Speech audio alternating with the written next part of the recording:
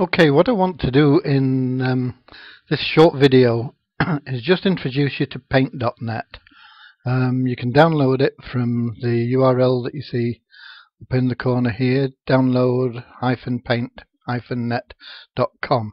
It's totally free, and it's a very good image editing software. It'll do an awful lot of things, most of which I never use because I don't know how to, but it's pretty simple for most people to use, and you'll find it handy for lots of different things. So I'm just going to go here, which is in actually the paint.net console that I've opened up on my computer.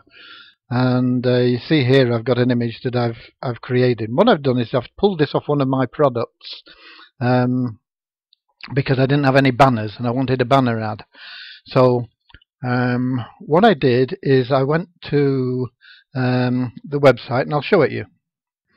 Okay, this is my squeeze page that I had, and I wanted a banner. I didn't have a banner, so I thought if I take some of this this image here, I can use that as a banner. So what I did is I just simply pressed the print scroll system RQ key. I'm not quite sure what it all stands for, but it's after your F function keys on your keyboard, after F12 you'll find this print screen key. So if you just press that, what that does is it copies this screen to your clipboard. So then if I go back to Paint and I open New, I'll go back over what I did just to show you. I open New and it asks me what size image and things, and I never really bother with that because I don't know. And then once it opens up, it'll have a blank area, and then I'm just going to paste. Click on the paste icon there, and that'll paste the screenshot that we just had. So there it is. That's the screenshot of the thing I had. Now then I can go over. I'm going to have to expand this a little bit if I can. I can't. Can I maybe drag the tools this way then so that you can see them? Yeah, here we go. So we've got these tools, and I'm going to click on this one because what this does is it selects a rectangle. So I'm going to then use that select a rectangle thing to copy the bit that I want for my banner. Better have all the wording in there. Okay, and then I'm going to click on this thing here, and that crops it, so it means it gets rid of everything apart from the bit I've selected. So I click on that, and hallelujah, that's what we've got. I've missed a bit of the top, and I've probably got a bit too much in the bottom, but you'll get the idea.